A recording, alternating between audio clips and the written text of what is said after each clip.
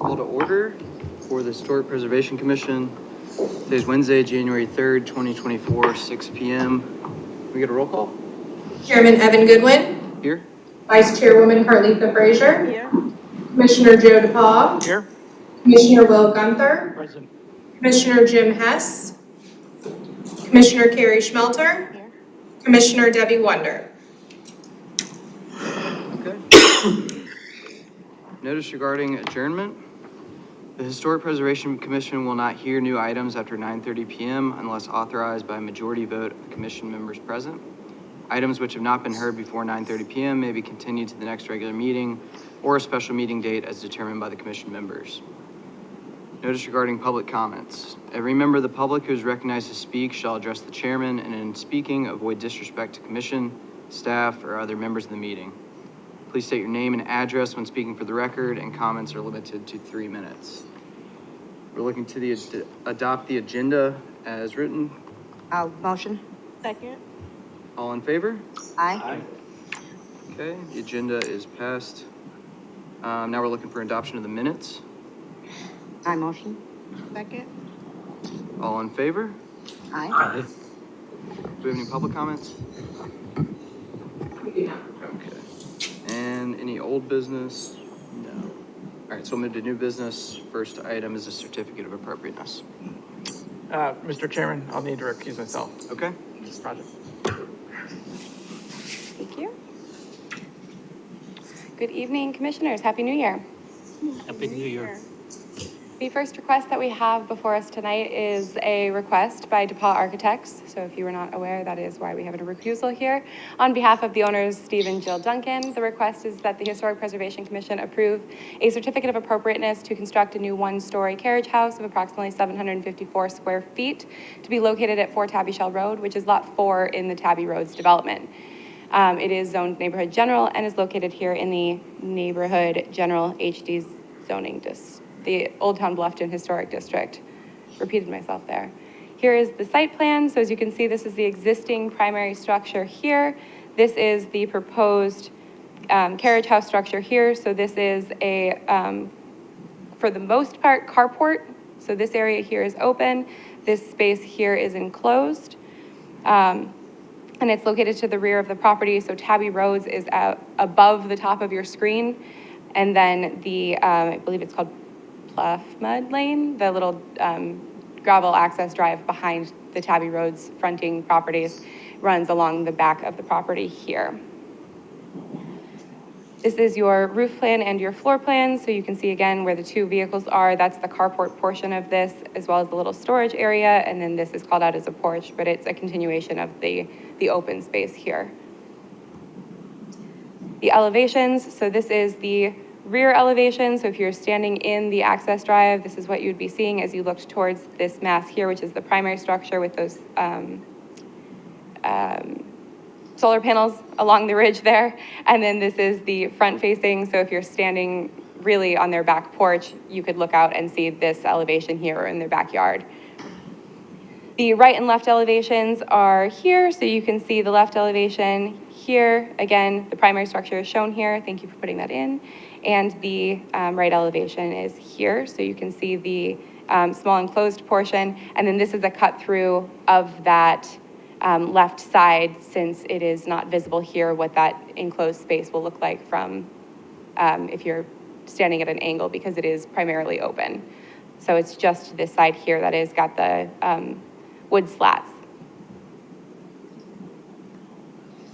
The details here you have for the service yard fence, which is not actually on the carriage house, but is being added to the primary structure on the site plan. You can see it here. So it'll be just this little area here to protect some of the service equipment that's already existing. And then the window and door schedule is here. The door detail you can see right here. It is a narrow door for a narrow set of French doors, which makes it not as narrow for that small enclosed space.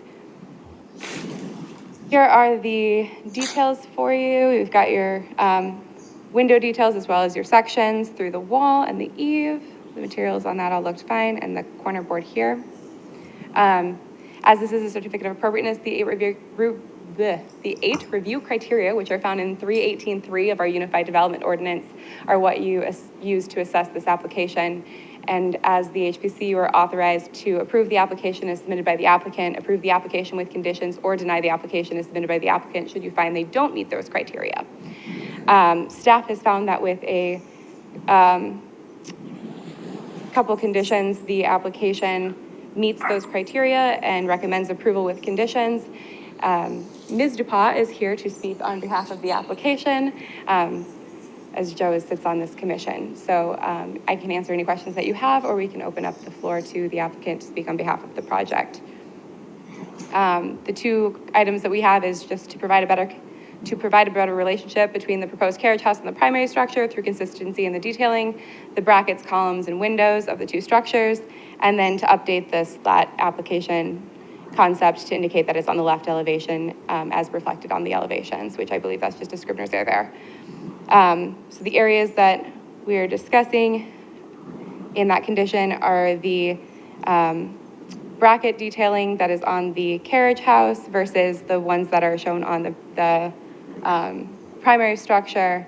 The windows that we're looking at, this extra panel towards the base here gives them a little bit different proportion layout than you are going to find on the primary structure. And then the columns from the primary structure are wood square columns without caps or bases. So these here are just a little bit wider than the ones that are on the front existing structure and have that base detail as well. So that was where those comments had come from. Do you have any questions for me? The applicant like to speak then? I can barely hear you. If you're Would the applicant like to speak? a little further. There you go. Hello, my name is Lydia DePaul with DePaul Architects. Thank you for hearing our application today. I just wanted to address the 2 comments that Katie had mentioned. First, we kind of went through the whole Tabby Roads process and do have their approval on the structure. No problem on updating the elevation note for the slat application. And then for the consistency and the detailing, we kind of have always approached things that the accessory structures are often slightly more detailed and of a similar character, but kind of get their own detailing to support the scale of the structure. And so because the columns are taller, that's why we've added the bases to help with the proportion and keeping them in relationship height-wise to the columns on the main house. The window is a double hung. The windows on the house, even though they're drawn as casements, are casements with a simulated check rail to appear as though it's a double hung, so we are trying to match that. And then for the brackets, we're using the same material and kind of components, but because it's a carport with an open gable detail, we kind of just switched the orientation of that bracketing to relate to the main house, but to better work with an open gable for the porch. Okay. Any questions from commission? I have no questions, but I think I'd rather see the same bracketing detail matching the house, even if it's a secondary unit or secondary building. I think it'd just be more consistent. That's just my opinion. Can you run the siding all the way up the gable instead of the smooth? I think it is a detriment to the use of the carport because they do plan to use it as a porch for kind of rear entertaining. And so I think having it open air is a benefit to the use of the structure. Well, I'm not saying close it in. I'm saying the gable and you've got smooth. Can you run the siding up that and not have the smooth? It's not smooth, it's open, I believe. It says smooth hardy panel. Oh, I'm sorry. Yes, you're correct. So to do it in lap siding instead? I'd like to see lap siding and the brackets to match the house. That's just my opinion. I don't know that the brackets themselves would lend themselves to it very well, just because it's such a smaller gable than the main house. I think I would like to see the lap siding instead of the hardy panel, just so that it matches a little more closely. For me, the columns, I definitely get the base of having it bring the height up since it is such a tall column. I would like to see the panel come out below the window just because there's not much of a relation to the main house itself. We don't see that detail anywhere else. The width of the columns, I could go either way. It doesn't really bother me since it's, like the applicant said, it is a little bit of a different application. I could see it going to a 6x6 since the main house is, although it's admittedly small for the main house, but we're not here to rule on that. So, Commissioner Gunther, we'll just go down the list. Do you have any? Comments? I agree that the panel doesn't necessarily, the panel below the windows doesn't necessarily relate to the house. Is it a deal breaker for myself? Not really, but, I agree with the previous comments about the size of the existing columns and bringing up the base to make it a little more established so they don't look so noodly or anything like that. But, other than that, that's my 2 cents. Okay, Commissioner Frazier? I agree with what he just said. The panel doesn't really bother me, but it doesn't go along with anything, there. That's pretty much it. How about the siding up the, versus this smooth Same. hardy? Same, It doesn't bother you, you'd like to see it? see it, yeah, Okay. change it. Can I add one item Yeah, to that? absolutely. So it is filled in where we have the storage, but it is open air for the rest of the carport. Ah, If that so makes it's sense. clear through all the way there? It's There's clear no all the siding. way. Okay. Yeah, I see, so it's clear on the left side, but not, or depending on which side you're looking from. clear for all the porches, but not the siding infill section. Got it. Got it, okay. Does that change anybody's opinion? It does, because it, I mean, that you're not gonna Yeah, see through. If it was applied to both sides, it'd be balanced. Otherwise, it kind of be a little non-symmetrical okay. or less symmetrical. So do we have a consensus on if anybody's willing to make a motion, what we think? Sounds like we're okay with the panel then, up in the gable. Yep. The detailing, maybe, No, Carlita, y'all did not like the panel? You want it to go away? Under the window, I mean, it looks kind of, it doesn't go with anything, it kind of throws it off a bit.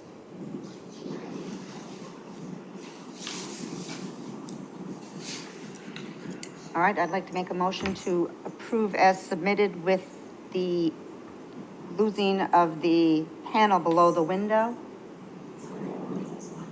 and updating the flat application concept to indicate left elevation as reflected. can we get a second? Second?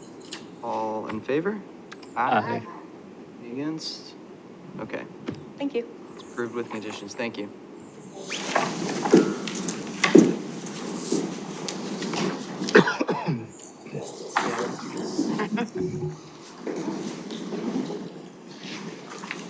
Okay. Next item is another certificate of appropriateness. Yes, and it is for 10 Carroll Court.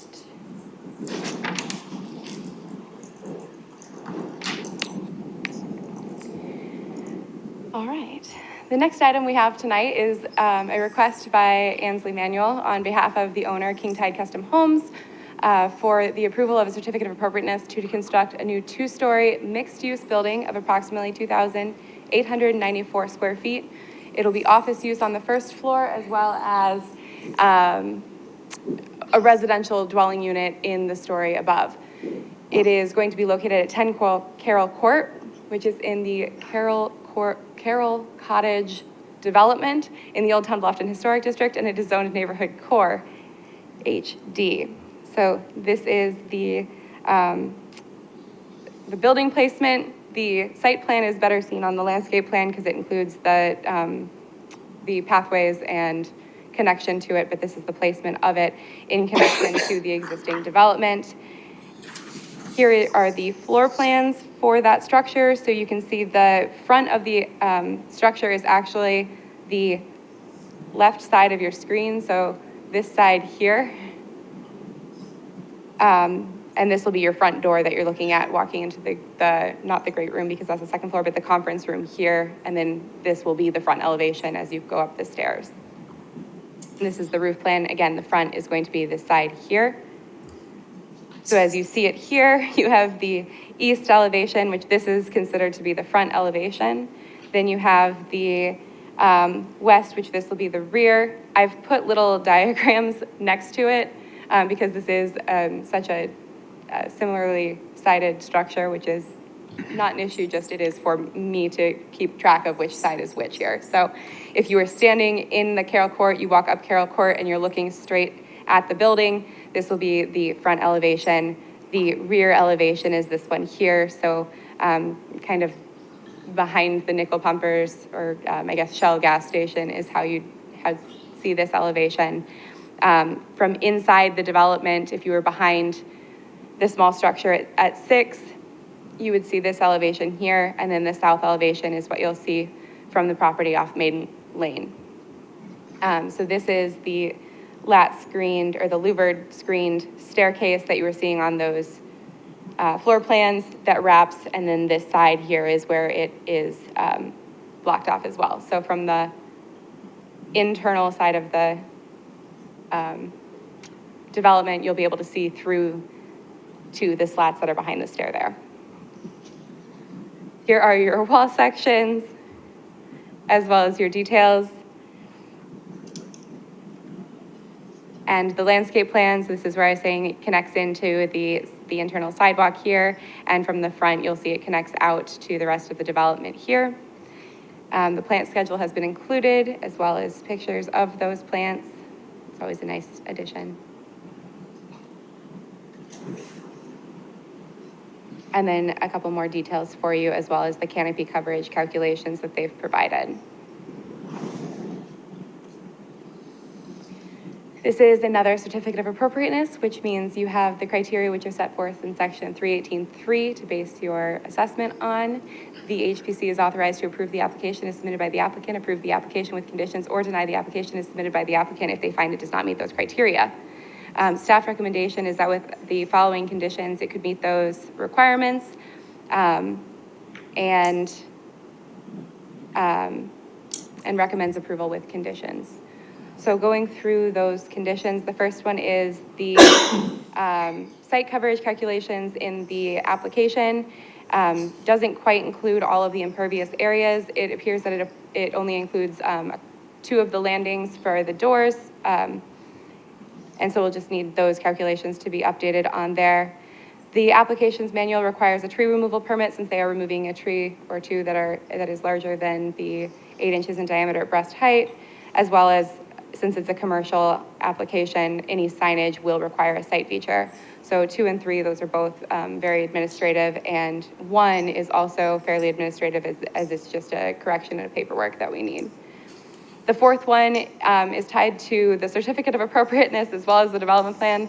I'm giving you all a lesson in all of the quirky things that take place within the town of Bluffton because of the development agreements and development plans that exist. So this one is inside of a development plan, but all of the parking for it is located in the development, but not on the property. So they just need to have a certificate of construction compliance inspection as they work towards their final inspection with a building permit, should you choose to approve the application, to ensure that the parking requirements have been adequately installed and the sidewalks do connect into the sidewalks that exist within the site development there. Because this development plan has been built in increments, some of the infrastructure is there, some of it is alluded to, but not quite installed to its necessary intent, and then some of it has not yet been installed because they were waiting for this project to arrive online. So it's the off-site development related to that, and the inspection is tied to the development plan, but because the parking is a requirement of this certificate of appropriateness, that has to be tied to it as well.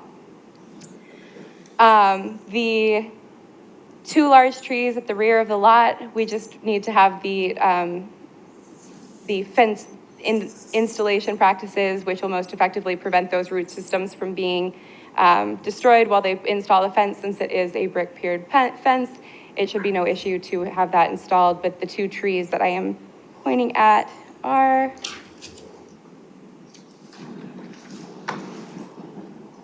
did I miss them here? The pecan tree, which is right here, as well as the laurel oak that is here. So the fence does split to avoid those trees, but we just want to make sure that these piers aren't going to negatively impact the root system as they move forward with installing that fence along the rear property line there. Moving it a little bit in front or a little behind the tree may be adequate, or just ensuring that they are hand digging those piers, may also posts, I guess, they're columns, making sure that those are installed to protect that tree. Oops. The next one is just to revise the sassafras trees to a large canopy tree. They're being included in the canopy coverage as well as being called out as the site, street trees for the site. Sassafras trees are considered an understory tree and they have to be large canopy overstory trees. So there's a variety of different trees that could meet that requirement. And it is up to them which of those they choose. And I'd be happy to review that if you all are comfortable with it. And then information on the louvered wall to ensure that it is either a green or recycled building material if it is composite or it is revised to a permitted building material. And then the railings, balusters, and handrails, I believe they were called out as wrought iron in one place and then they switched, if I'm not mistaken. No, this one, they're powder coated aluminum railings. Have been indicated, so just additional information on that, or if you all find that that is an appropriate material, we'll just need to ensure that they do have the traditional finials, meaning they don't have a pinched top and they do have a sealed bottom on them, so they're not aluminum looking. And then the next one is additional information on the location and the profile of the gutters. The application listed out as a aluminum gutter, but doesn't quite give enough information on that, and they do not appear visible on the elevations. And then the final one is that the low brick wall needs to be increased to meet the 24-inch minimum height requirement. It's currently being proposed below that. And the brick column that goes along with that revised as well. So that is this here, which is indicating that it is 18 inches, so it needs to just be raised to be at least a minimum of 24. And those are the items that I have. I'm happy to answer any questions that you have. Angie is here as well as the owners. If you have any questions that I cannot answer or you wish to open the floor up to them to speak on behalf of the project. Are there any questions for staff? The coverage calculations you mentioned, I didn't see any, there's no concern that redoing the calculations will result in an overage. Over is fine, under is not fine. So it should be just fine because the trees that they have proposed appear to be meeting the canopy coverage calculations, but the requirement. The hardscapes question too, wasn't there? Or, Sorry. There was a question about the hardscapes calculations too? Yes, and we don't actually have a,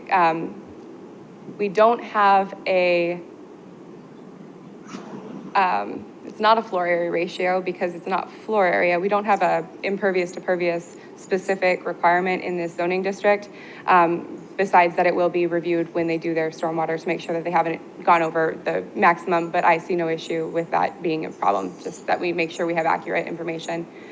So people, when they look back at this file in the future, know what they're looking for. Okay. Any other questions for staff? At the moment. Would the applicant like to speak to any of the questions? Or do we have any questions for the applicant to answer? We don't think we're Come up to the mic, please, Ansley. So, I don't think we're taking the tree down. There's not any? Am I crazy? Okay. Well, I No, that's ran it by the landscape architect and the owners, and we didn't. I don't think a tree is being proposed to come down. I think everyone understands that the front of this building is facing the parking. Really, that's why we did the wraparound porch, because when you're walking down the main street, that's the only angle you'll ever see, really, this building, because it's hidden behind Maggie and me and nickel pumpers. There was and I didn't propose any gutters, but. Okay, they may just be listed on the application then. Okay. And that's okay, just a correction. All right. The louver material? The louver material was listed as composite. Yes. Did you all have, Brandon, do you want to come up? That's all right, thank you. Brandon Chapman from King Tide. So I brought a small sample, basically your traditional louver. This is a recycled aluminum product that we get from a local company. They fabricated them for service yards and other louvers, hydrostatic vents, etc. You guys want this to? Yeah, I feel at least feel it here, and then if they're okay with that, I'd like to request them to let you have it. Katie, what are approved louvers? So it's, sorry. It would be considered a wall Yeah, material it's got since some it's weight acting to as it. a wall in this case. And so, Hardy. hardy or wood or, if you can find a way to make it out of tabby, you're welcome to do so because the wall material is vague and this is a configuration that is not as standard. However, with the recycled, I can take it back to you in just a second. With the recycled material, if this is a recycled product and they can give us a cut sheet that indicates that, then that works just fine as a wall material as well because green and recycled materials are encouraged for construction and wall. So is this a recycled material? It's recycled aluminum. How is that different than a shutter in this application? Where you would, like on a Charleston style porch, you would see like 2 shutter doors. Isn't it covering the stairs? It's much bigger, correct? It's broken down into segments, I mean, Yeah.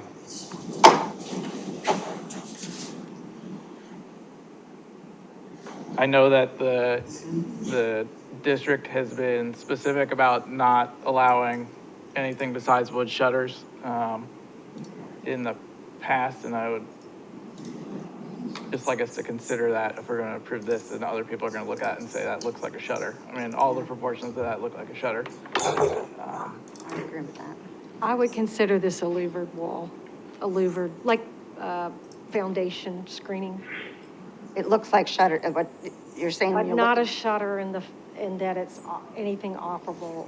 I would say it's a louvered screening because they want to screen those stairs. I also think that it helps to hide the stairs because the stairs are for the residents above. And I think anyone approaching this in a commercial aspect would know, that's the front doors, those stairs go up to something private. All right, south elevation is different than the east elevation. There's no middle piece. Do they I come in can- set sizes? Come in sets, is it going to be, look like 2 pieces, or is it going to be one big piece like in the south elevation? You,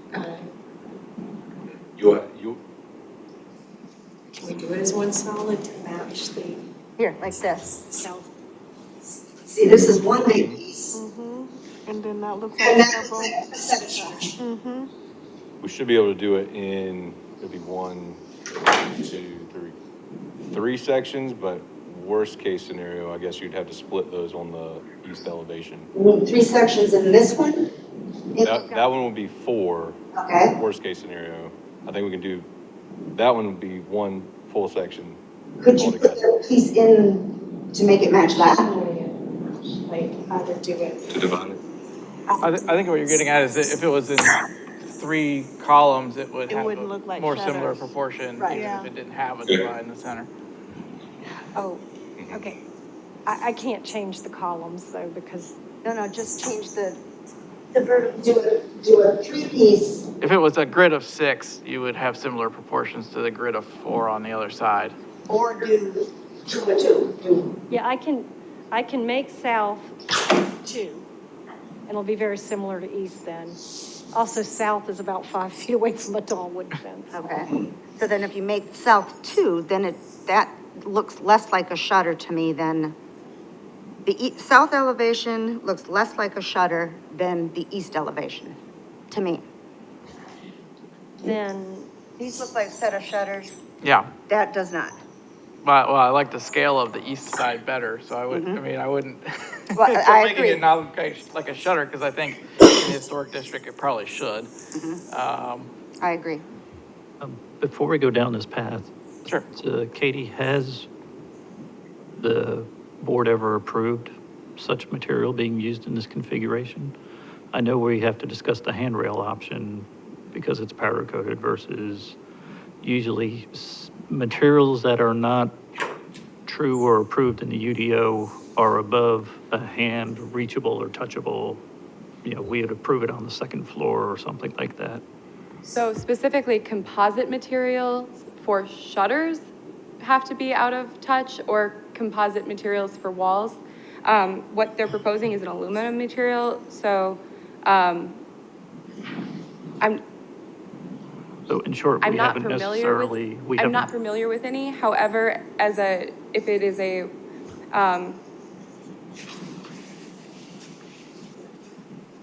But that, yeah, I'm not familiar with any that have been approved as an aluminum wall material off the top of my head, Okay, but I may be mistaken, so, so- I can't think of where it would have been. right, in There's this some- instance, we would, as said, we'd be opening a door of, Right, and I mean, I don't want to, I'm a little bit guessing here, but that looked like a Bahama shutter with the Bahama shutter mount hardware on the top of it, if I had to guess. Is there a benefit to using that product versus shutters? So shutters, if shutters are proposed, shutters need to be applied to all windows which can accept them. They need to be operable and made Okay. of wood or a wood composite material. And they need to fit the opening in which they're obviously shuttering. So in order, because they were not operable in filling the entirety of the space, I considered it a wall material in this instance. Because our UDO language has that option in there, where they're not acting as shutters, nor are they being applied as shutters. I see the profile of the splitting of it gives a bit of a shutter. I'm gonna use the word vibe, and I don't like that I'm using it, but the material and its application is a louvered wall, similar to the wood slatting on the carriage house of the application that we just saw. And then I've seen the composite version of it be used above the second story. The building that is, I think it's the next one in from the golf cart place in the promenade, has it on the upper stories doing the same function as this, where it's infilling a staircase, but it is a composite material that is above the first floor in that instance. So, If this was like a service yard or something, is that something that's been approved in the past? Like a composite material for service yards or like dumpster enclosures? so service yards are considered garden walls, fences, and Yeah, hedges, so so it's they a have little different different, standards too. as well. Okay. So, Even in between. no, not I mean, necessarily. However, I think, if you're, while it does set a precedent for a wall material which could be proposed, if you're concerned with that precedent because it is a metal material as a wall material, that I think is an appropriate response, as well as if you are comfortable with it because it is an open, where it is not a wall. I mean, it is a wall, but it is a metal louvering that is made of recycled material or recycled content, and we can make sure we get a cut sheet from them that reflects that. The application of it would be limited to similar instances because you can't enclose a full structure with this without, I mean, you could potentially on a garden structure similar to, again, the carport that we reviewed in just a few minutes ago, if that was the intent there, or potentially a porch of some kind, but like a full structure could never be made out of this material because it would not be airtight. But you So could I think put it if you're under, comfortable with it, that's how you could allow for the use of it, is under the green materials for the building walls. And if you're not, then knowing that it is a metal material as a wall. so potentially if someone had a front porch, they could use that instead of like hog fencing? Under it? I think we would Yes. consider that a railing, and then that, No, because that would be, there's another section for that as well. It's the, Okay. right? So it could never be used under a front porch, it has its own specific use. as it is being reviewed today, that is the case, because underpinning is the section that is used to review the Under the, hog Hog fencing. fencing that you see in between, ears, that's the word I'm looking for. I'm trying. I mean, I'm sympathetic to the need for, durable materials, especially on a commercial building. And I can kind of see that and agree with the fact that it's more of a wall application and not shutters on the building. I think it was important to have the discussion about it. Yeah, I agree. But I think I I'd can see what agree. Katie's arguing. I think I'd agree, but I'd want them to match. I agree with them matching. Flat out, So- my answer is gonna be no. Just when you heard Katie holding that, and her fingers just slightly went down it, you could tell it was metal. We're trying to hold true to traditional materials. No offense. I completely understand why, and I agree in the commercial aspects of things, but this is just my opinion. And we've been trying to hold fast to this for a number of years now and have held other people's feet to the fire. And that's just my take on it, because our next subject is gonna be the handrail. And it's gonna fall back right to where we are now, because it's a graspable surface. And we have yet to approve unless I'm wrong, and I could be. We have approved powder coated aluminum when it is substantial and has traditional finials, and a base cap. Okay. Pretty much across the board. Right, but, sorry, I'll. No, off I my- tend to my agree just because soapbox. it feels and looks like metal just from far away. And I am sympathetic to it being maintenance friendly and recycled material too. But I think when we try to stick to the UDO for appearance in particular, this one doesn't really pass it for me. What else could be used? What else can be utilized other than this? In the past, we've manufactured the same type of louver panels out of treated lumber. We probably wouldn't go that route, but like a hardy material, boral, we've used that to do the same effect. So you all would be able to utilize that? That's an allowed use? Hardy is, Boral's not, but we've approved it in the past in certain conditions. I'd be open to approving it in this condition. Yeah, I mean, I agree with you and Will on this point. I mean, I've only been on the board a short time, but I know anecdotally that the shutters have been a big sticking point, and I think we should be consistent with that. It does look like metal when you're looking at it. It's shiny, it Yep. looks like, Yeah, it doesn't look like a traditional. Is there any other composite that you would consider that would, or recycled content? I mean, Boral is partially recycled. That would,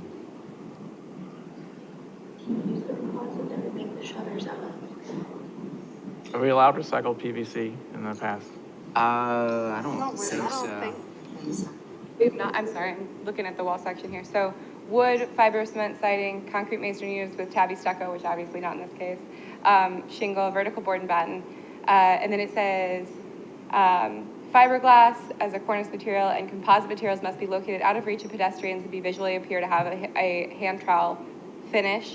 Wherever possible, green building materials shall be used in the construction of building walls, including recycled content sheathing, siding composed of reclaimed or recycled material, salvaged masonry, brick, or block, and locally produced stone or brick. I know the three that were mentioned were the wood, hardy, or boral. Wood and hardy would be permitted by ordinance.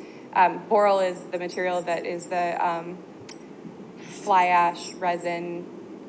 Yep. Recycled content that has been approved in a number of cases for trim work, and I think we've done trim work.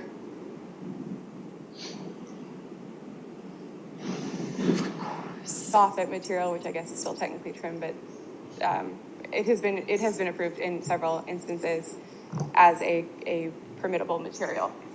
I mean, there's But plenty of not ways to to. something this large. Because you're saying trimming. So That's- trimming, Corner boards, water tables. We may have a one with boral siding. I think we did, Sorry? Do you remember boral siding went up on one of those houses on Abbey Road? I believe, yes. I think we did. I believe it was approved as a siding material in an instance as well. But there are plenty of ways to detail a louvered screen or some sort of, Okay, air permeable screen. That Well, I am doesn't have to be composite. almost sure it has been approved as siding in the historic district. I know with certainty that it is used as a siding product in Palmetto Bluff and a few other places where it does not necessarily meet our historic district standards in those places, but it is a material we've approved in other uses in the historic district, and I have seen it applied in a large setting and work successfully. So while, if we have not, which I believe we have, it has been used as a wall material before. All right, let me ask this. If we all agree on that we're not liking the aluminum, are we okay with staff reviewing it? Yeah, I think with the condition that it would either be wood, boral, or hardy, and we can put that in the condition. If everybody's comfortable with that. Agreed. Sure.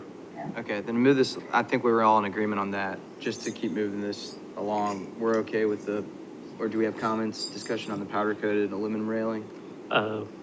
Nothing, no. Okay.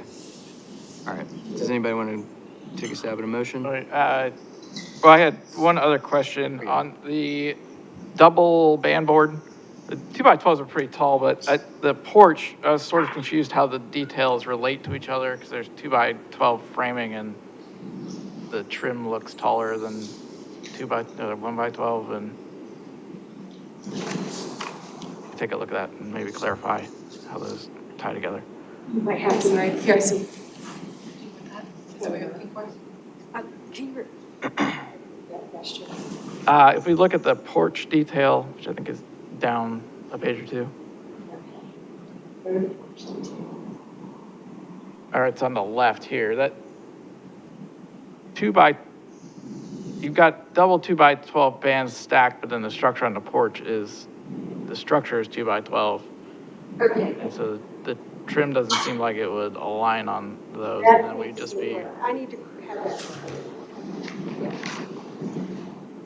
Would be 2x10s instead on the porch framing, or? I think it probably just needs a third band, but it would just be nice to have that addressed and staff reviewed rather than just, contractor in the field sort of solution. So you're looking for the top to be smaller than the beam? The floor structure itself is 2x12 thick. Right. And then the beam it sits on is 2x12, so So the you trim has to be taller than that Yeah. somehow. Sorry. With I the, think Is this what you're? you know, beam itself. Mhm. Yeah. That's the other, that's following the double band on the main structure. Yeah, I think his comment is saying that because it's overhanging it, clearly it's got to be a taller piece of trim than the 2x12 itself. Right. I think. Yeah, unless you're gonna I'm be- missing Over here, something. because you want Yeah. it to hang lower. Right, that's how it's The shown. the sub fascia is the 2x12. Like you have your 2x12 girder, and then you've got your trim board on the front. That needs to be, which is shown a little bit longer. 2x10s in there for the framing, the choice. You got 2x10s. Do the note up top, come down, and you got 2x12s on the outside. With the ceiling. or a third piece of trim is added. Or a third piece of trim. And maybe that could Fix be it. eights and tens, and that solves the problem, but. Yeah. Yeah.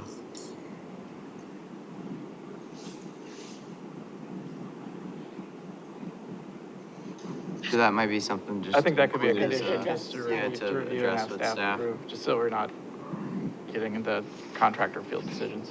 When there's something like that. All right, any other questions for the applicant? No. Any other discussion? Where were we at on the railing? I think from my point of view, we've approved powder coated aluminum in the past as long as, what was the language, Katie?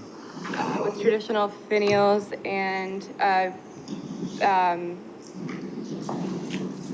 traditional fenestration, essentially, to make sure that it doesn't have a pinched cap or pinched top, and it does include a enclosed base, so it's not a tube, open tube.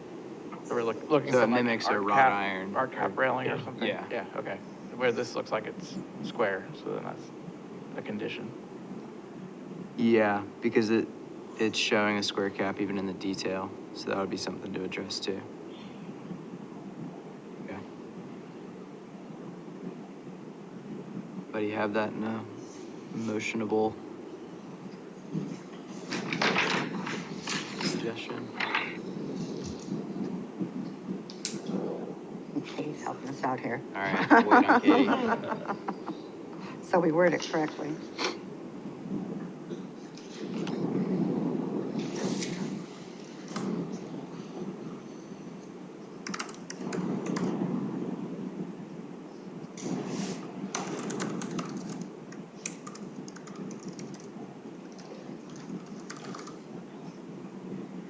If I've understood, and please correct me if I'm missing anything.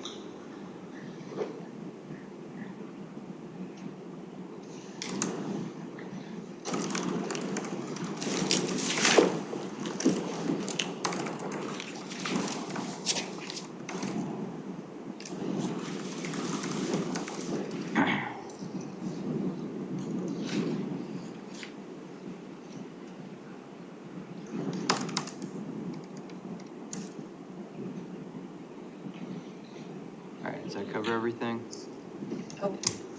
Other than the band. But I think we went, is traditional finials, is talking about the pickets, and then I think the rail was our kind of main concern on the, And will be permitted as PC aluminum with traditional finials and enclosed base. Or be revised. it sounded like we were not okay with a square rail on top rail. On the top cap.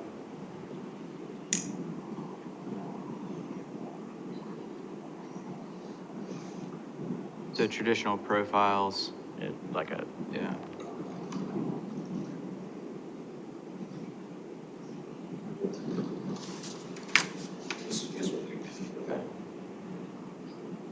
Okay. No, that's not what we're doing exactly, that's the cap. Yeah, this is, the example that they've brought is, I believe, the one in Stock Farm. I can let you see the picture.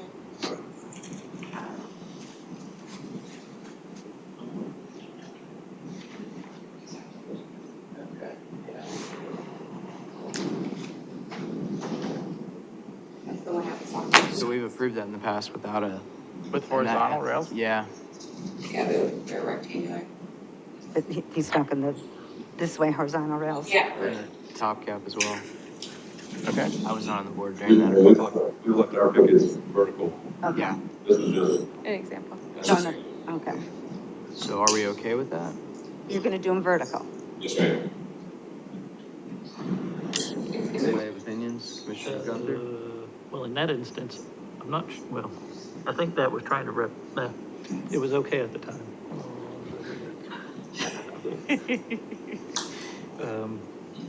That was a while ago. I mean, I think it's against the historic district to just start doing square aluminum railings everywhere. I think if that was on every building, we would Let's see. not Yeah. be very happy about it. I would tend to agree. Which we've kind of covered that in the condition that you updated. I think what we're talking about is leaving the condition as you've edited it, and not So what you want to see is a traditional profile instead of a square as Like proposed. an art. For the top rail? Art rail cap, yeah. okay. Top rail.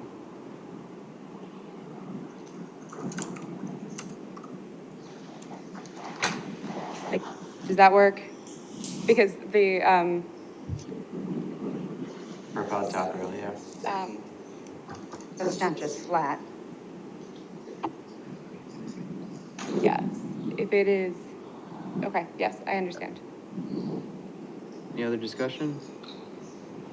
Someone want to make a motion? And I believe you can just make a motion with conditions as, You can, as As provided presented on by- the screen, or you can list the numbers. If you'd like to edit anything, please, by all means, Okay. do so, but I can run through them here. I'll make an motion to approve as on screen. Can I see number 6, please? Or with number 7 being louvered wall must be revised to be a permitted wall material or boral, or even with even proportions on both sides. And as per number 8, the balusters and handrails be permitted as powder-coated aluminum with traditional finials, profile top rail, and have enclosed base. And in addition to number 11, and update porch section to either be a 8 by 10, 10 by 10, or a third trim board added. Is there a second? I'll second that. All in favor? Aye. Aye. Any against? Any further discussion? Okay. Application is approved with conditions. Perfect. Thank you guys so much. I will follow up probably tomorrow or maybe early on Friday with the conditional approval letter. Yeah. Thank you all.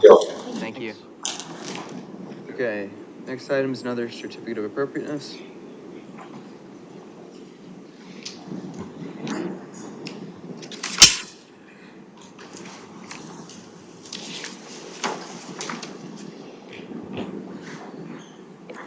The next item I have is for 213 Goethe Road.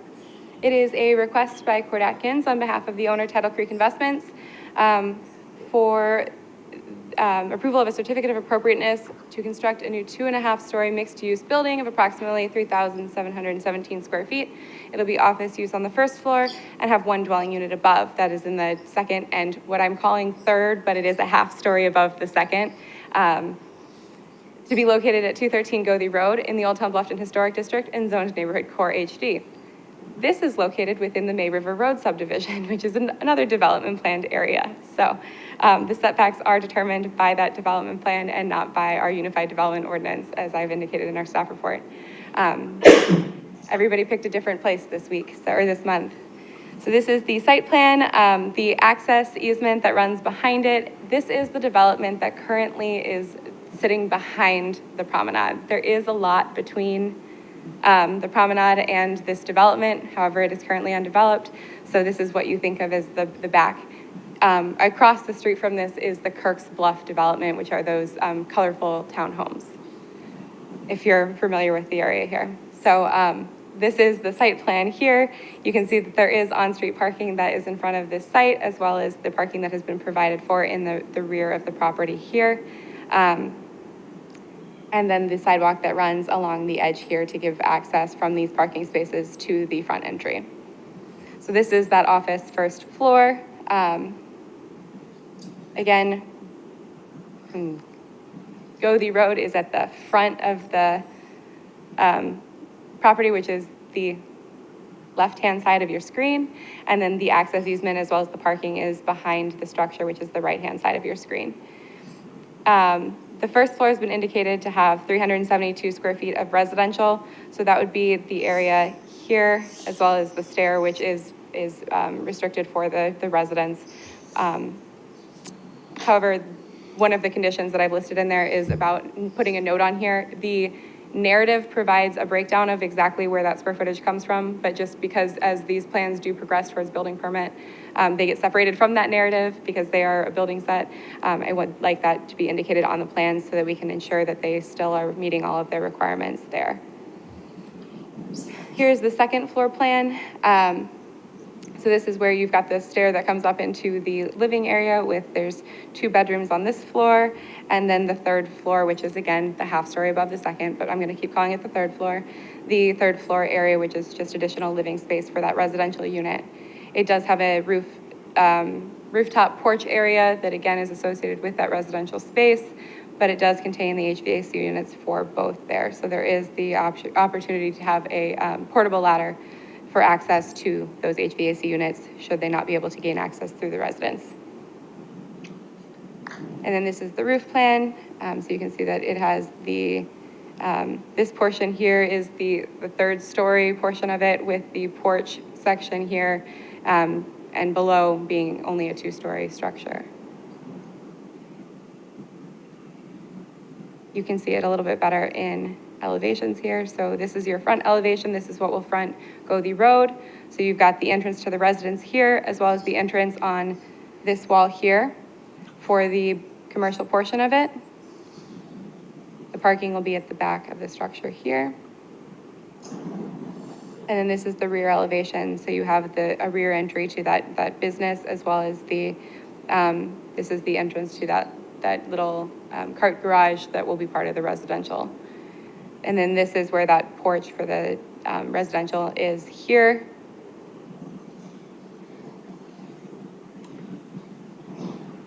And And so here's your wall section where you've got the living space as well as the walkout porch.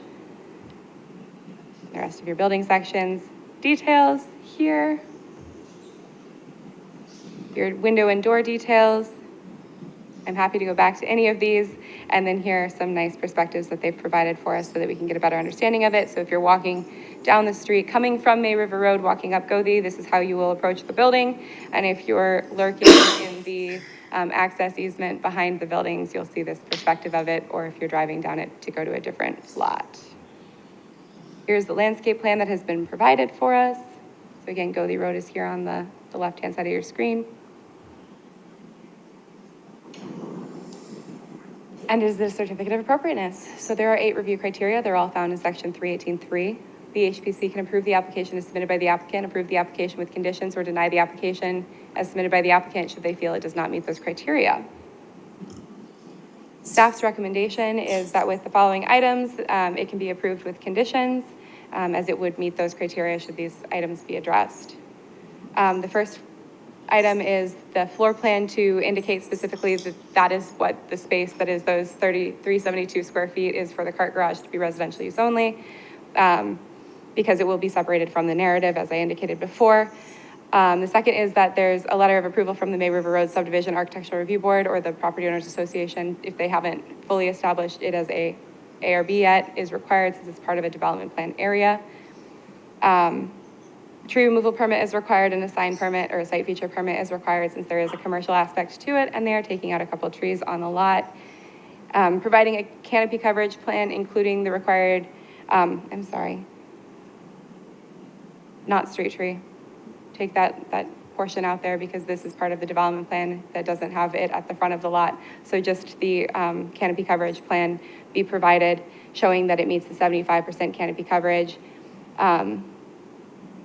And the live oak must be relocated as it's currently within the access easement. That access easement is not currently all the way open because those lots are still being developed. However, because it is an access easement, a large canopy tree, which counts towards the canopy coverage for the site, can't be located in that space as it is a requirement of the development plan to have access there.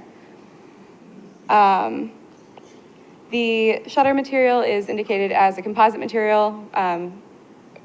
The UDO does allow for a wood composite. However, we did not receive any additional information or cut sheet for the wood material, wood composite material, so it needs to be revised. And then a shutter dog detail must be provided. We got the shutter detail. We just need the shutter dog profile to ensure that it is meets the requirements with the traditional profile. So an S or a butterfly, iron hook, any of those, not something like a jellyfish. Oops. And that is the end of my conditions. I picked jellyfish, I don't know well. I am happy to answer any questions that you have. The applicant is here to speak on behalf of the project. If you'd like to open the floor up to them. Okay, are there any questions for staff? Not at the moment. Okay, would the applicant like to present? James Atkins with Port Atkins Group. I was going to propose jellyfish shutter dogs, but it sounds like I won't do that anymore. We're fine with all of the comments. We'll change to a durable wood. We'll make sure it's an S-shaped shutter dog. And we'll get landscape to update the plans accordingly. The only one we're having trouble with is number 2.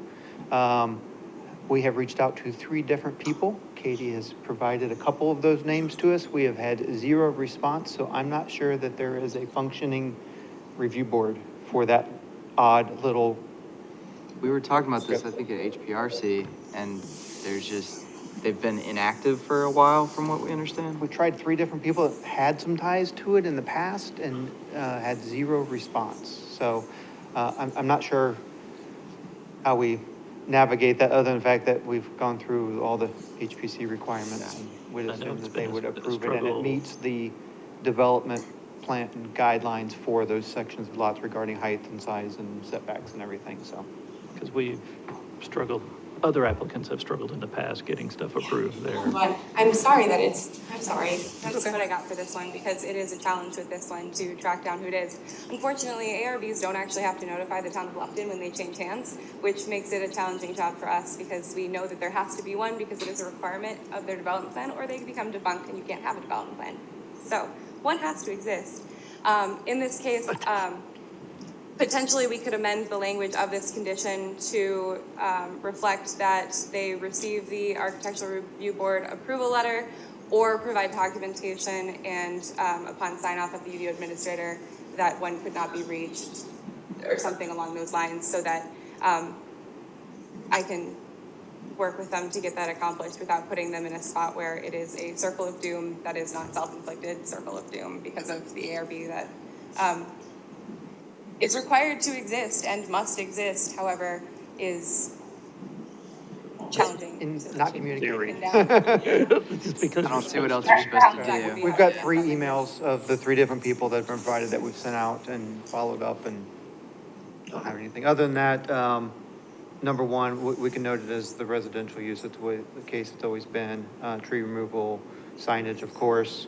Like I said, we'll change to durable wood and S shutter dog for the building. So other than that, are there any other questions regarding the design? I'm happy to address. Are there any other questions for the applicant? No. I think we accomplished all the design things from the HPRC. As far Yeah, as we appreciate you band taking and- those into consideration. It looks great. I just have the comment that I'd like to see the graphics on the building height clarified. Everything kind of shows the line slightly below the ridge.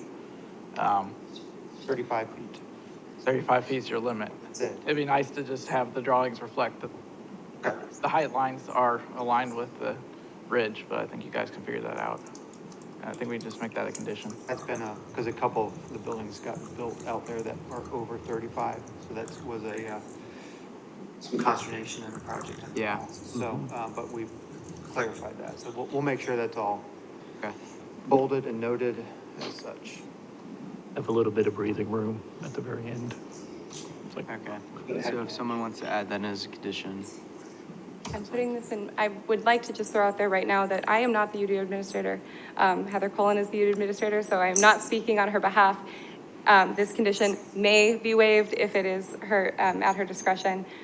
With the record of correspondence, I will talk to her about the challenge that we're having here because it is something that we are very aware of. But that way it gives us at least the ability to figure out what to do with that situation over there, because there will be other lots that are coming in, I'm sure, in the near future. So I'm putting that in there. Otherwise, we'll work with you to make sure that we get a hold of someone who counts as somebody who could sign off on it and figure it out from there. okay. So may is vague, but I don't guess we have the authority to really say anything. Unfortunately, Yeah. this one is a, Okay. All right. Does anybody want to make a motion? I'll motion to approve the project with the conditions listed in the stack recommendation with number 2 modified to, per the application material, a letter of approval from the May River Road Subdivision and Architectural Review Board is required as the ARB has not been responsive. Record of attempted correspondence, and at the termination of the UDO administrator, this condition may be waived. And that the graphics on the building height be clarified to show that the building is below 35 feet in height from grade. Okay. Do we have a second? Second. All in favor? Aye. Aye. Any against? All right, motion is approved with conditions. Thank you.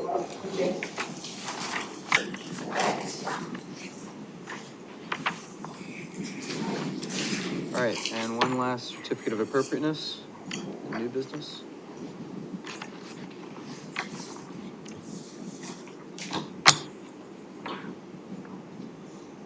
yes. The last one is another certificate of appropriateness. This is a request by Court Atkins Architects. On behalf of the owners, David and Susan Sewell, for the approval of a certificate of appropriateness to construct a new 2-story single-family residential structure, approximately 2,477 square feet, and a new 2-story carriage house of approximately 905 square feet to be located at 26 Tabby Shell Road. This is lot 14 in the Tabby Roads development, which is zoned neighborhood general and is located in the Old Town Bluffton Historic District.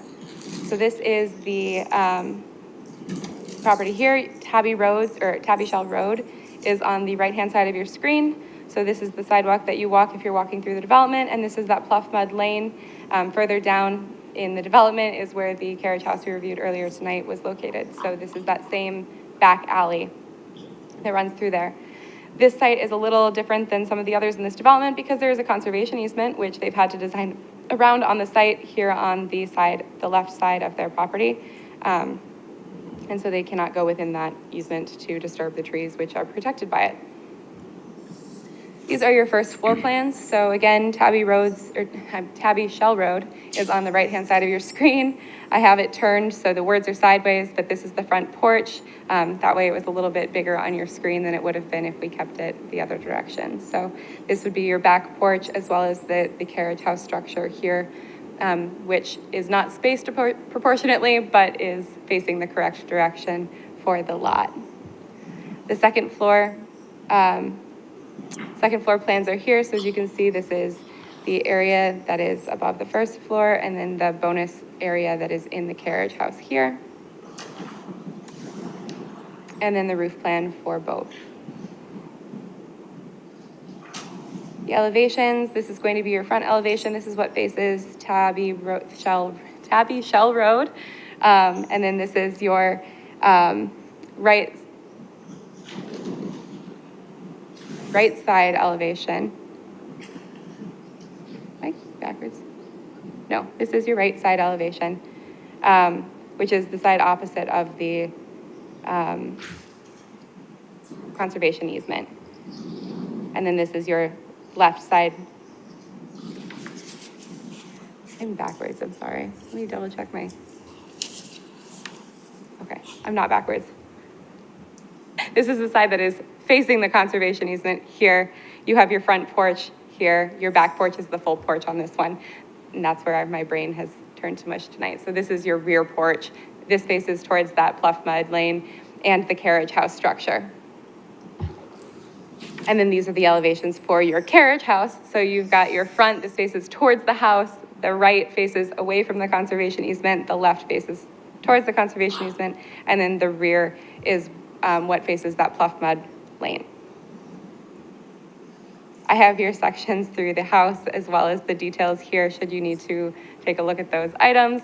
And then the details for the chimney, stairs, the brick detailing for the porch and the windows and doors, as well as the landscape plan here. So you can again see that conservation easement that is here. We have the landscape plan, which includes the canopy coverage calculations, as well as the planting schedule for the landscaping. And then the additional information on the materials for your boral trim, as well as the metal roof. The metal roof is just a standing seam roof. I provided those in the packet, but did not provide the entire packet in the PowerPoint for you tonight. So boral trim is something we've seen, and then the roof material is actually a material that is permitted by our ordinance and is something that we see frequently here. So this is their fence detail as well as their gate detail. It is located only in the rear yard, so it is at 4 feet, which is permittable for the rear yard. And I'm happy to go back to whichever slides you'd like to look at more closely. This is a certificate of appropriateness, which means there are 8 review criteria, which are found in section 318.3 of that Unified Development Ordinance. The HPC is authorized to approve the application as submitted, approve the application with conditions, or deny the application if they find it does not meet those criteria. Staff has found with the following items, it would meet those criteria and recommends approval with conditions. The first is that a tree removal permit is required because there are trees within the footprint of the structure that they will need to remove in order to build on the site. The second is to update the building data just to include all of that enclosed square footage for the carriage house, both stories, and then the site coverage to reflect all those areas under the roof. Again, it's just a paperwork. And then the next one is to provide a tree protection zone surrounding that conservation easement to ensure that it is not bothered during the construction because it is a protected area there and it is close to the structure. This site is a little bit challenging and we recognize that, but we just want to make sure that's all protected during construction, and that the installation of the structure will most effectively protect those root systems as they construct. The minimum height for the crepe myrtle and the live oak would need to be increased to 12 feet as they're being used as those canopy trees for their canopy coverage calculation. The first floor height raised to meet 3 feet above average adjacent sidewalk grade, and the porch raised to a minimum of 30. The vertical rhythms established through the alignment of the front door with the dormers and the columns, and then the French doors on the rear elevation. The metal windscreen revised to a permitted material for the windscreen. The HPC must make a determination on the appropriateness of the use of boral. That's something that we've discussed tonight. It's not specifically listed in our Unified Development Ordinance. The detail 3 on page A 5.1 revised to match the application as it is shown in the application as wrought iron, and it is shown in that specific detail as, I believe it's powder coated aluminum. And then the shutter material, again, revised to a durable wood, and the shutter dog detail provided, no jellyfish for that. And then this is just the color panel that they provided. Since we do not review colors, I included it because it is nice to see it, but it is not something that we review, so it's at the end of the slideshow there. I am happy to answer any questions that you have. Again, James is here to speak on behalf of the project. And Can we see the front elevation again?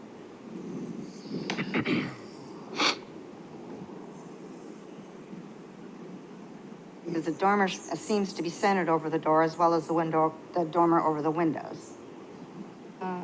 It looks to be Got here. that's the case. Okay.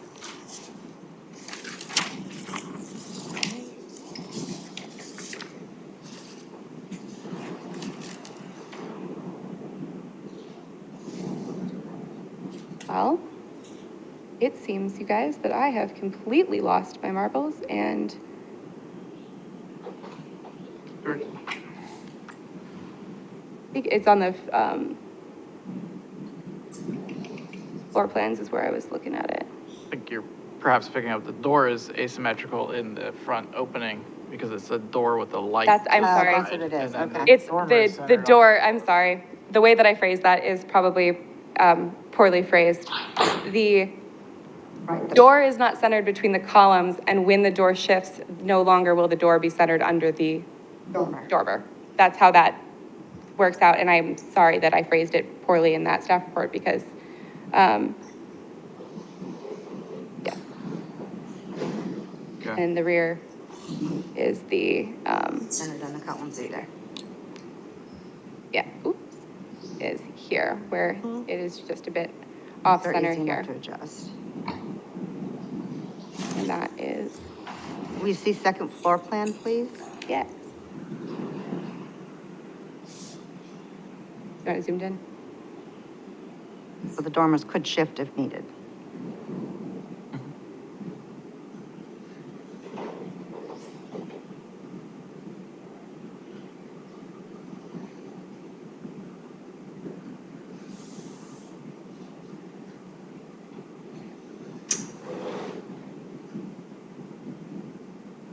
Are there any other questions for staff? Not for staff, no. Okay, the applicant like to come up, please? And James Atkins with Court Atkins, I'm not William. I got called up last minute to pitch hit for this one since I was already going to be here.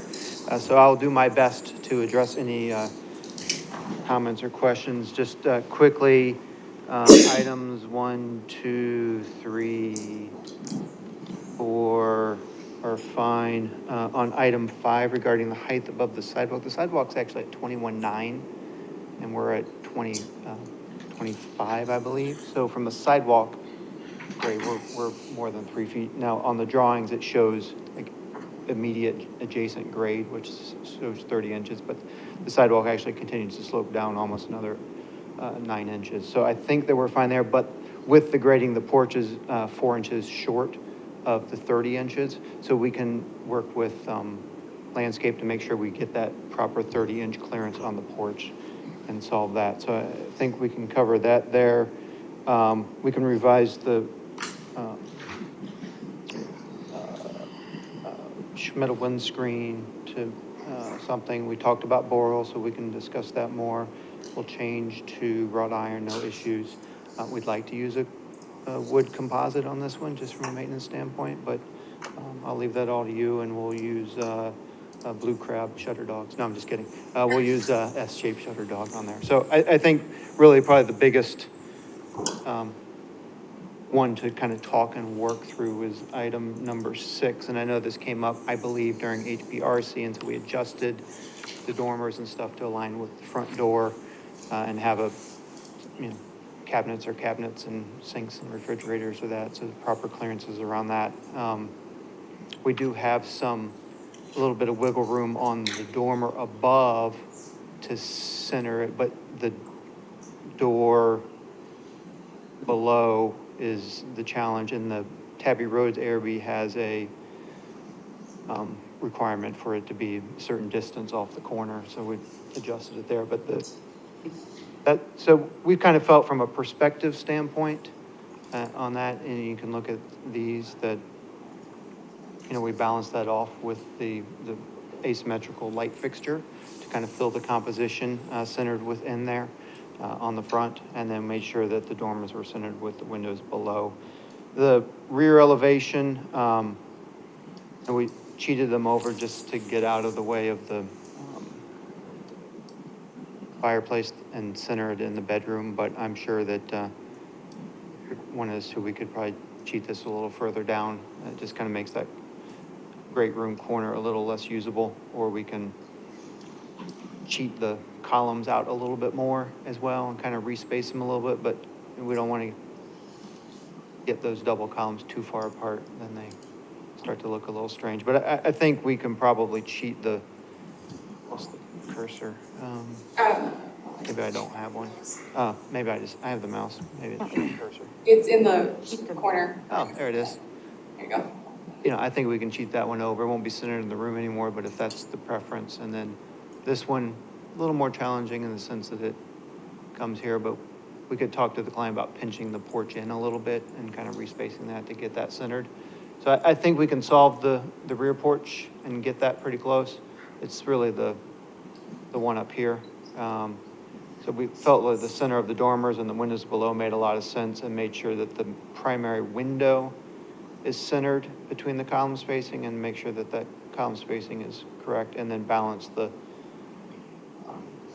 front door with the light fixture. Did you cheat you've got a 310 between cabinets and the island on one side and 3.9 on the other. Can we cheat a little out of there and slide that whole wall back? So you can shift the door over?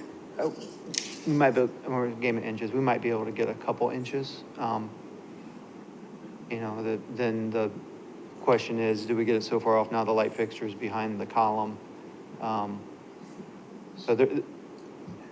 I'm not sure we can get it 100% centered. Can you take us back to the front elevation, please? Yeah. I mean, the front door being asymmetrical with the light personally does not bother me. I think it's a little kind of eccentric, and Bluffton's eccentric. I think I would lean towards that the dormer should be centered on the porch columns in that scenario. But rather than being off-center on the front door, but centered on the front door. You're saying it should be centered on the front door? I think the dormer should be centered on probably the porch columns. And then you lose your visual up and down if the dormer shifted over. The things that are all in the foreground are then lined up, but. I preferred having the dormer centered right over the door. Let's hear from everybody. Commissioner Gunther? Centered straight up and down, dormer over door. But appreciate the dormer that is centered above the column bay adjacent to that. So, but in this case, I think it's fine as presented. Commissioner Frazier? It's fine, as you stated. Yeah, it personally doesn't bother me. I'm with Commissioner DePaul. I like this sort of asymmetrical front door. I don't think from a perspective, gonna notice it being slightly off. I mean, I like the idea of the dormer being centered within the columns themselves, but it being a pilaster instead of a column, I don't know how much you'll notice it anyways. So. Sure. I think as long as the dormer's centered above the door, I'm okay with it. Okay. So it sounds like as is probably the majority. I'm in agreement on that. Okay. Any other questions for the applicant? On the porch detail, there's no cap and base on the columns. There are in the elevations. I'm assuming the elevations are correct. Yes. Elevations are correct. Small cap and base. I'll flog William when I get back to the office. All right. And you had a comment about, was about the railings, doing a wood composite instead of the powder coated aluminum or the wrought iron? Or was it- We're okay. I mean, there's just that little lamb's tongue. I mean, if you Yeah. want wrought iron, just stick with it. That's fine. There's no big deal there. We don't need to make a, even though it's been allowed in the past, I'm fine crossing something off the list. The one was about the shutters that we'd Oh, like the to shutters, right. do Okay. a wood composite, rather than, wood. But, you know, there's several examples of that in the Tabby Roads development already. So it's not like it's, setting the tone for the whole neighborhood. There's wood composite shutters throughout the neighborhood already. Yeah, I think Katie, we've allowed that in the past. And shutters in general in the, We've allowed some wood composites. We would need information on which wood composite because there are some that are really, really bad. There are some that are really, really good. So just. okay. I think we'd We'll be, use the good ones. yeah. I'd be comfortable with staff approval of that if everybody else Yeah. is. Agreed. Okay. Any other questions? Can you try a blue crab shutter dog? It'd be pretty cool. I don't, yeah, what'd be wrong with that? I can submit a UDO amendment when I have time. Right. Okay. Here's to hoping you have a very busy year. Just a claw, it could just be a claw, you know, or something like that. Okay. And are we ready for a motion? Sorry, yes. I'll look at it, and just to make sure that I've understood everything, because I had a whole bunch of notes here, but not great ones. The front elevation with the alignment is okay. The rear elevation, were you all right with the alignment on the rear as well, or you were? No, I shift them over, center them in between the columns. Okay, so doors centered. Got more Rear. wiggle room there. We'll make it happen. Okay, and then the porch height is going to be updated. The metal windscreen. We didn't address that. The metal windscreen on the chimney cap. AJ, are we okay with that? Yeah, this has been That's the approved first by one the that they, yeah. Tabby Roads. I would assume the metal windscreen would be the same color as the other metal standing seam on the porch. I don't really have an issue with that at that point. Goody. Not very historic, but, I mean, we see it a lot down here. Yeah.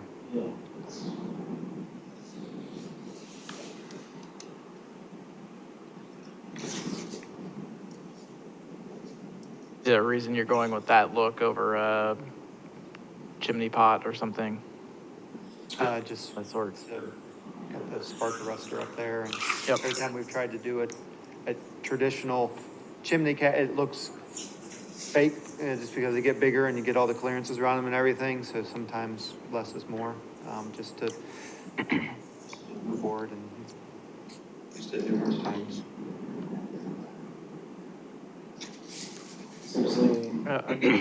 I think I'm all right with it. Okay. As submitted. Yeah.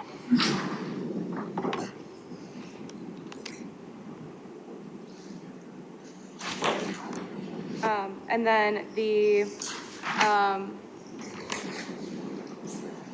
use of boral was determined to be okay in the trim work, and the railing detail was sticking to which one? I'm sorry. Wrought iron. It's sticking to wrought iron, Yeah. perfect. Then wood composite to be reviewed as stacked, shutter dog is to be provided. And then the porch detail that you were talking about, I'm sorry, I missed that conversation. I was, The column caps The and base. details Just should the match column? the Yeah, just- elevation. Okay. Matching the elevation. revised porch detail or cabin base to match elevation. And then for the finished floor height, my average came out as closer to 22, like, and change, but I may have had off numbers. So if you could just provide that as an update, if they leave the condition in there and that's it, you just note it, that that's what the averages. I only can use the numbers that I have on there, and you probably have a better survey than I do to work off of. So if my understanding is correct, a motion could be something similar to approved per staff conditions 1 through 5. Number 6, to allow the front as submitted, but align the rear doors to be centered within the columns. Per staff 7, to allow, and then 8 is to allow the metal windscreen as submitted by the applicant to match the roof. Per staff number 9, Boral was determined to be an acceptable substitute for those listed in 515.6H2A of the UDO. Per staff 10, 11 to be wood composite to be reviewed at a staff level, and per staff 12. Number 13 would be to revise a porch detail for the cabin base to match those which are shown in the elevations. So if someone were to make a motion, they could feasibly just say that. As I make a As motion as stated stated by- by Katie. Second. Okay, all in favor? Any against? Any discussion? Okay. All Trying to repeat it all. right, so approved with condition this evening. Thank you. All right, that concludes new business. Let's have some additional discussion.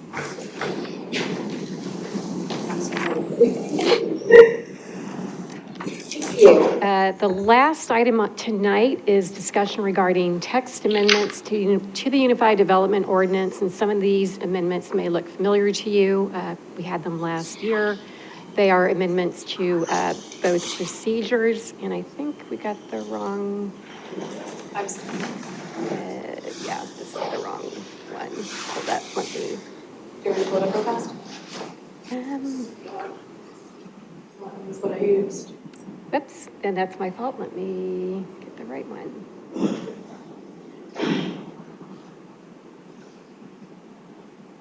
4 is what I think is your answer. I wonder if I have it on my desktop. It's okay. Anyway, these amendments relate to processes and some standards and terms as well.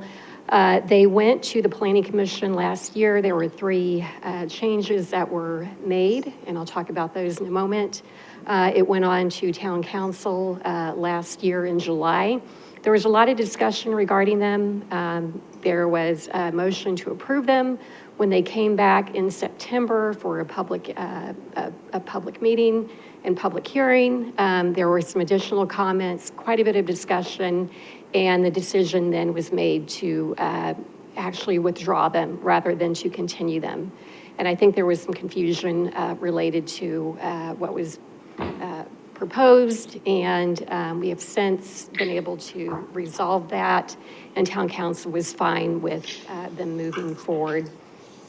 Yeah, I'm sorry, I don't know why I put this up here, and I think I may have saved it to my desktop. So what I'd like to do, instead of looking at the PowerPoint presentation, is to talk about the actual amendments. And you may have had the opportunity to read through them. I don't necessarily want to go through them page by page. If there's anything that stands out, please let me know.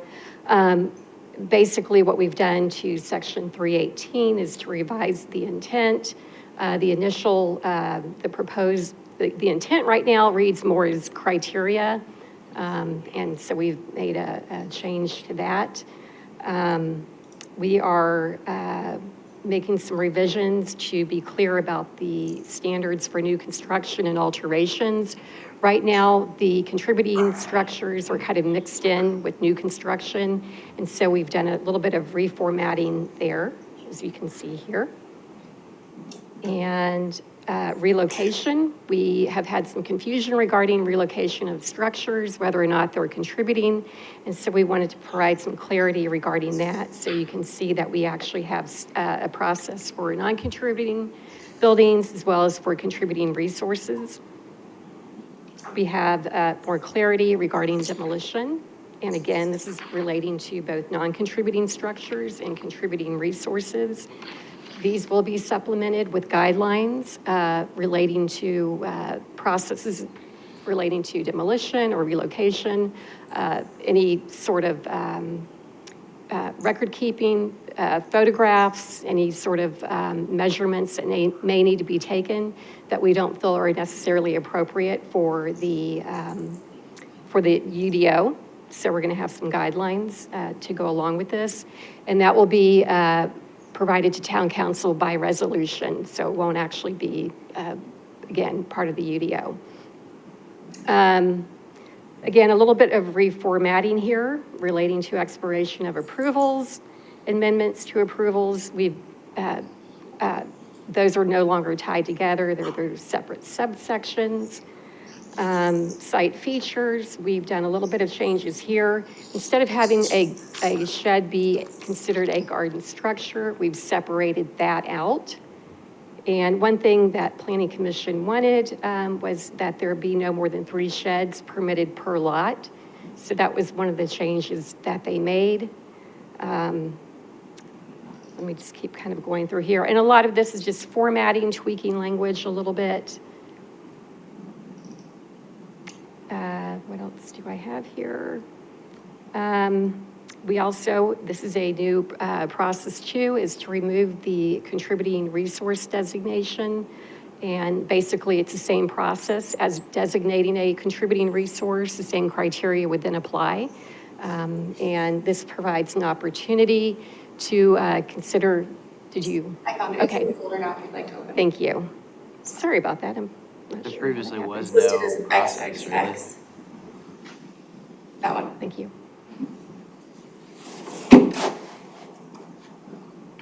Feel better? This one, feel like the right one? Okay. I was gonna say, I'm sorry. Thank you. I forgot where I was. Contributing removal of a Thank contributing you. resource. Yeah, right now it's been, it's been a policy, and we've had a few since I've been here in my little over 4 years.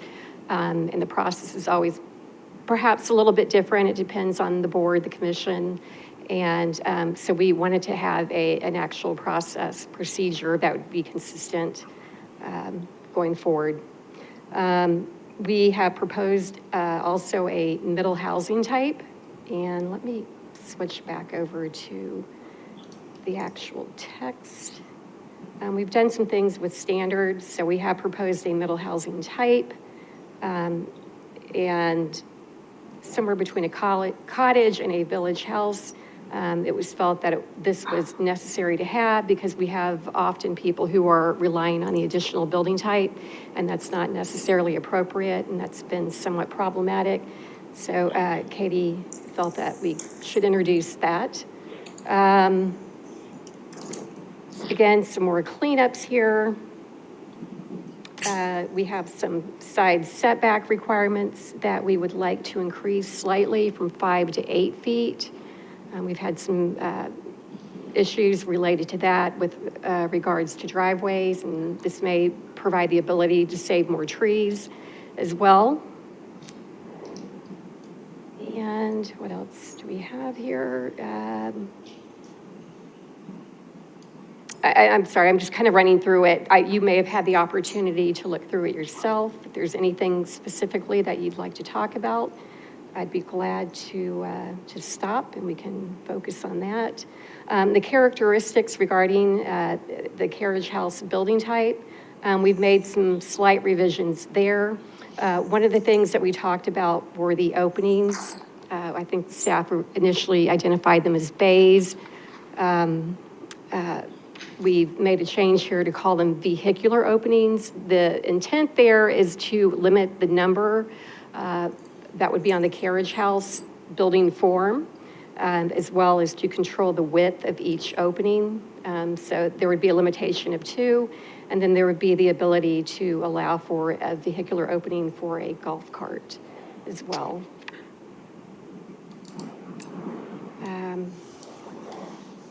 middle house building type that I mentioned with the photographs showing all three of these are within Old Town Bluffton Historic District. And then we have some terminology that will be new. The garden structure is a new definition. Historic integrity, which we use elsewhere in the UDO, felt that that needed a definition. And some revisions to the principal building. And then a definition for accessory structure and for shed. So I've really kind of gone very high-level review of what's proposed, but again, some of these, most of this you've already seen before. And the only three changes that were made, let me go back to the PowerPoint,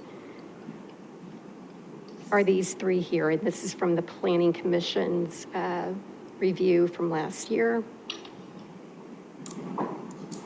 Roof structures, they wanted to limit 3 per lot, which staff supports, and then the spark arrestor to be concealed from the street, and staff also supports that change. Questions, comments? I have a couple kind of all over the place, but while we're on Carriage House, I thought my understanding of kind of like the Planning Commission's commentary on that was that you're kind of trying to cap like a 2-car garage at like a 24-foot width instead of like 12-foot garage doors, and then however big you want inside to be.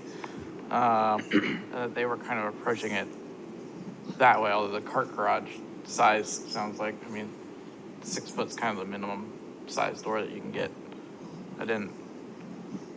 I'm not sure that I understand why that's changing to vehicular opening rather than bay. It's not really eliminating, I mean, you can have a 12-foot garage door, then you can go inside, 2 12-foot garage doors and go inside and have it be 36 feet wide if you wanted to. Are you, do you have any comment on that, Katie? I agree. Okay. It's fine. Okay. Yeah.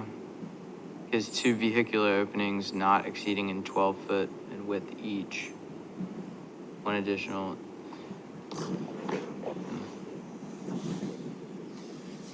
Kind of tough to word that. I'm not sure that it's a problem. I just thought when that language was introduced that they were trying to cap it at 12 feet of interior space per each car. And if that's not the case, then that's fine. Right. It's just looking at the garage doors and trying to keep us from having wide open 2-car garage doors. As long as, providing the building footprint is not exceeded, Okay. right? Yeah, Yeah. we still have that. Okay. So, and just to speak to this a little bit, I'm sorry, I'm not trying to. You're fine. I think the intent behind this one is mostly to allow for that 6 foot additional bay. Okay. Because we've seen several of those come through, and it had been the consensus, at least of the commission at the time that they were coming through, that was not so much an issue to have that extra bay added on to the structure, again, as long as the square footage is there for it.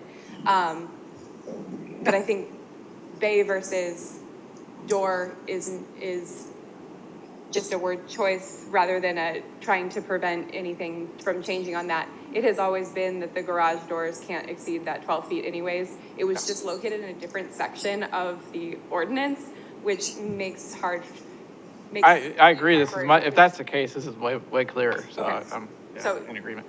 The intent behind the openings is not to change, only to add the small opening, and the door size is what it has always been, besides the 6 foot one. With the rewrite is a section, what is this one? The new construction and alteration section.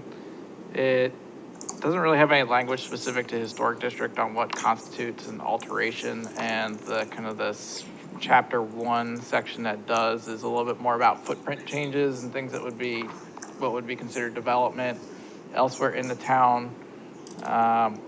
It might not be a bad idea to get a definition for what constitutes an alteration that would need to be reviewed by the HPC or town staff, unless I missed that in here.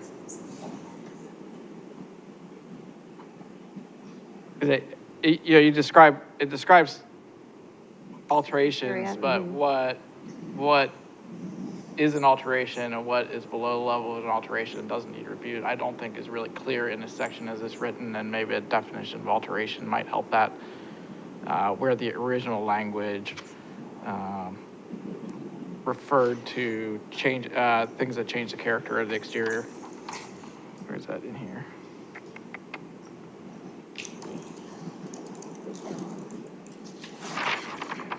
It's back on section.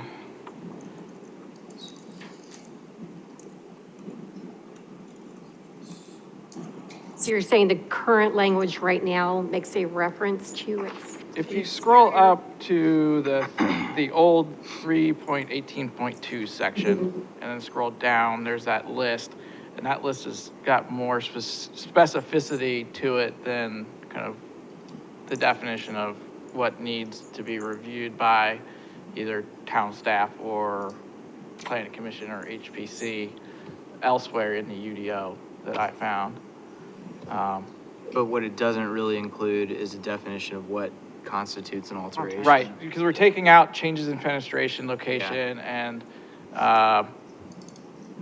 removing or cutting a structural or load-bearing beam and cutting away exterior wall or portion. So if you had a small alteration, you're trying to determine whether or not you needed to come to the town for that. It's not well defined, and that might lead to people doing work assuming that it's a small thing. Then it falls under site feature. It falls under site feature. No work can be done on the outside of your structure in the historic district with the exception of paint without coming to talk to us first. So does there need to be a Site sentence feature. after, like, to maintain the character of Old Town Bluffton Historic District, but after that sentence, an alteration shall be constituted by any like, I don't know what the language, substantial is vague, but any, I don't. So in A, we do talk about site features, or there is a reference to site features.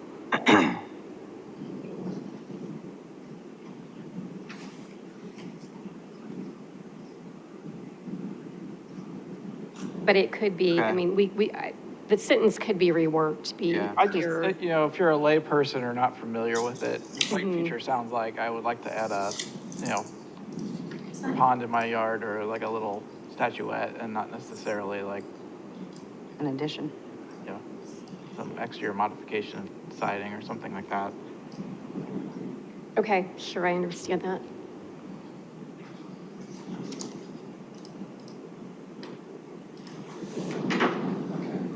Any other areas? The new middle House? house, building? I think is a great idea. It says it goes up to 3,000 square feet, which was larger than Village House. I didn't know if that was a typo or if that was the intent.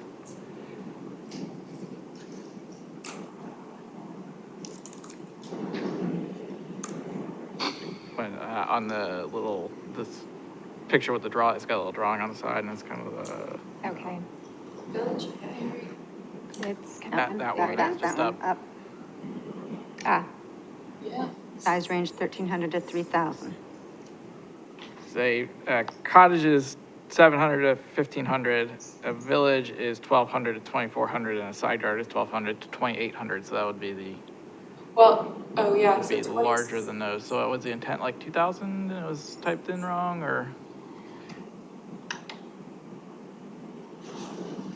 I actually think that, That a medium house is larger Not than the speaking for you cottage. when I say we could look at that. To have a However, story. no, because it can't be 2.5 stories. It maxes out at 2 stories. So that's just an eave with a vent or something. But I think the math behind that, because I think I did the math on this one, sorry if I've screwed it up, was that this cannot be 2.5 stories. It can only be 2 stories. And so while the Village House is But a little bit smaller in square footage, it can be much taller. And this one, if you have a full front porch, but you have enclosed space above that front porch, you potentially could be over, so 1,300 times 2 is 2,600. That gives you a little bit of wiggle room if you decided to have a porch that was stacked under mass. Now, if that's something that you want us to consider dropping it back to the 2,000, we can do that. The map on. I just want to make sure that it's actually 2 stories and not just 1.5 stories, because 910 square feet makes that a half story, 910 or less. So that gives it a fairly narrow window. So I see what you're seeing. I don't know. Because then what's the next type up past side yard was over that, but. So side yard is less about the size. I mean, it is about the size, but it's more about the configuration. Yeah. I mean, I appreciate that this helps to not have side yard always be the answer when you've got a small lot. Because it is not the answer. Correct, yeah. Additional building type is the answer. Which This is the we good. still will have some additional building Yeah, types regardless yeah. of how we decide to phrase this. But the intent behind this was just to create something that gave us something that sounded a little less innocuous than additional building type on 80% of our applications. And I didn't check to be sure, but that wouldn't, because the Sorry. vernacular house is larger and it's the same district, so that one's a smaller. Center Hall house is larger and it's the same district, so we're not increasing what somebody could do with an additional building type by having that say 3,000. Yeah, the vernacular house can only be 1.5 stories. Okay. So it's required to have a bigger footprint, and that was where I think I found the middle, but I can look at that again if you'd like me to. Slash weekend, but I will do math in my head of doing it. There's logic behind it that is okay with me. I just it didn't seem like it was following the logic before.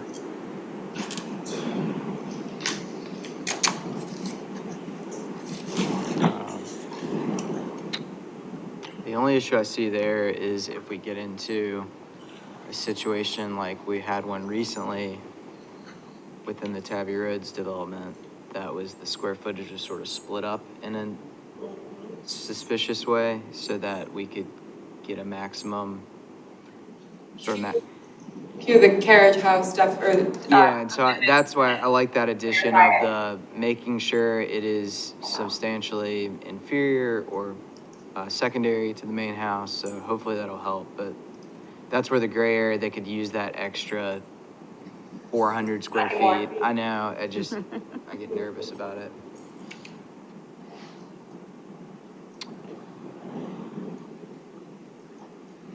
Any other questions? On carriage house, we have some uses.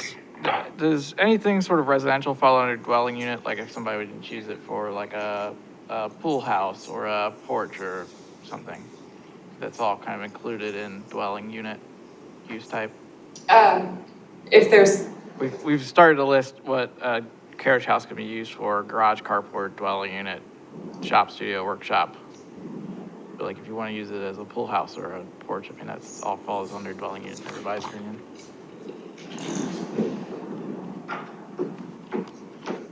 The longer the list gets, the more restrictive it seems to be, the outside things included. And then we allow 3 sheds. Is that in addition to a carriage house? It is, they're separate. River district, you could have 3 carriage, you could have a main house, 3 sheds, and 2 carriage houses. Well, only in the That's something I riverfront. should place. Oh, I'm sorry. I can't hear it. The river. In the Rivers Edge district, that would be correct. you could have 6 structures. Correct. Currently, the way that the language is written, you could have 2 carriage houses and 97 sheds should they be on your property and be appropriate. Okay. Materials. Three So- approved. But that was considered in putting together the number of 3. Yes. I believe we selected 3 because,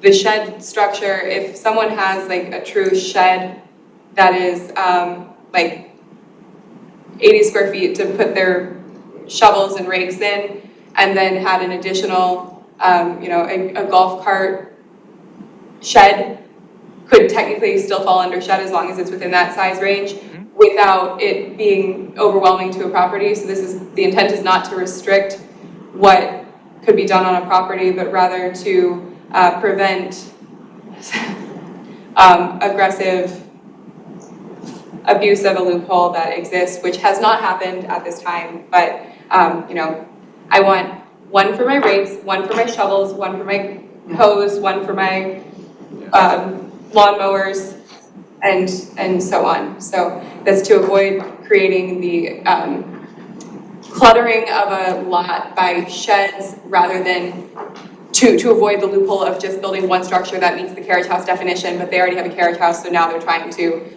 do it in sheds. Sure, yeah, That was where that thought came from anyways. it's appreciated, yeah. Okay. Anything else? Okay, so what are the next steps for this? The next step, it will go to the Planning Commission later this month, and then it'll go to Town Council in March, and public hearing April. Okay. And if we have any other questions, we can reach out. Yes, please. There's time to make changes if there's anything that you find. Okay.